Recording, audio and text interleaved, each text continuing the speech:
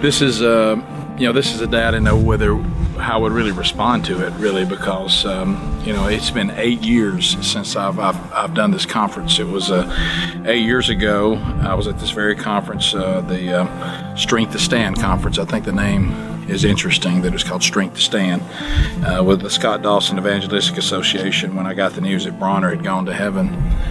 And I don't know. It's not. I didn't have any plan. I just never have felt the desire to go back to where I was. And with this being the 8th year, and Sherry's book coming out and that being completed, I just felt God telling me it was time to go back. I don't know what kind of emotion it'll bring to get back there. Not only have I not been back to this conference, I haven't been back to this part of the country since then. I mean, it used to be a place we went as a family.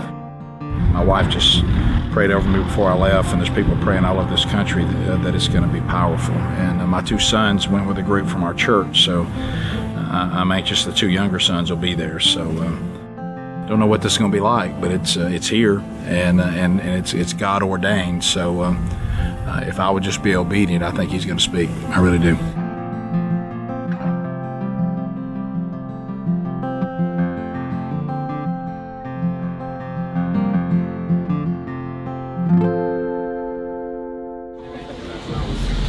Skinny.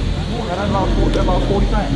Great, man. Well, I just wanted to look good for you. I didn't want to look bad. As a lot of you know, 8 years ago tonight, I was here. I got the news that my youngest son had stepped into the arms of Jesus.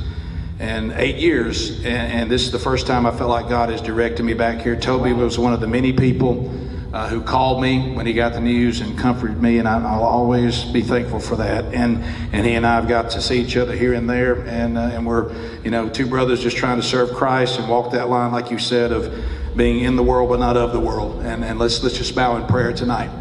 Lord, good, man. How you feeling? I feel great. I'm good. It's weird, but it's good weird. It's not bad. Being here? Yeah. There's no oppression or anything like that. I think the Lord's going to move.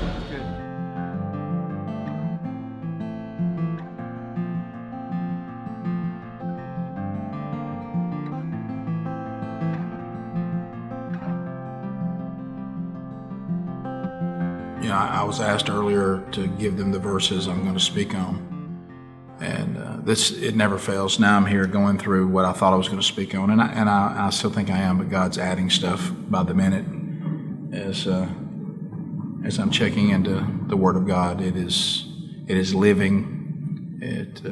It always has something to say, no matter how many times you've read the same word. Suddenly it'll say something different to you. This night, I have so many brothers and sisters, the audience, my family, praying over this. It's so anointed. There's so much prayer on it. God bringing me back here on His time. And so the struggle I have right now is to get myself out of the way. Just completely release it and let God say whatever He wants to say, as He has taught me over the last 8 years. And I had a pastor mentor me one time, and he told me early on when I began to speak, he said, you need to pray more and speak less.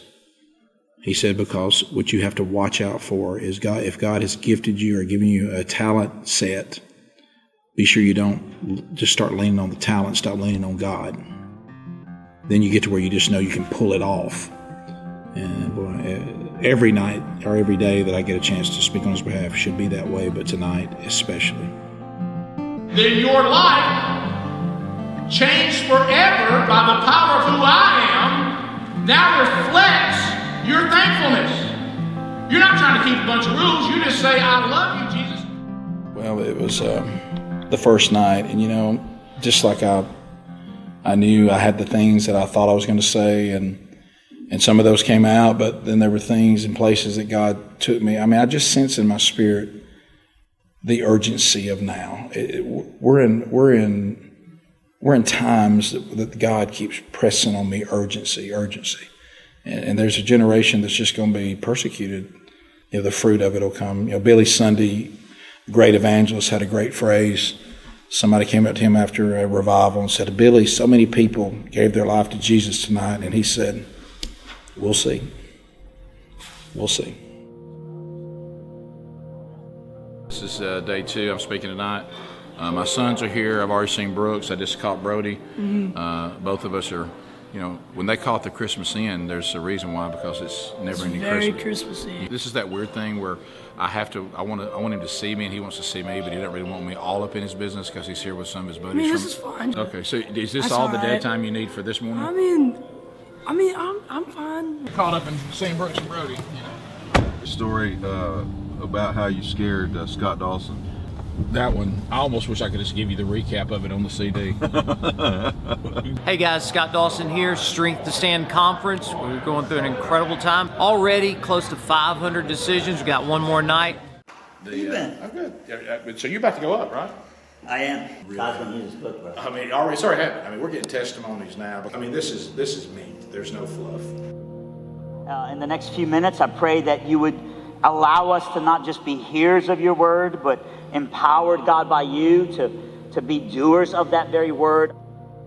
Packing up, because after we finish this next session, we'll be catching the bird home to go back and do the show tomorrow. So be interesting to see what the Lord's going to do.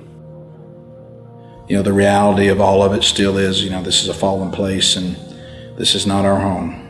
You know, that question that kept coming back to me as I was coming here was the question I have to ask myself, and I have to ask you. It is the most important question.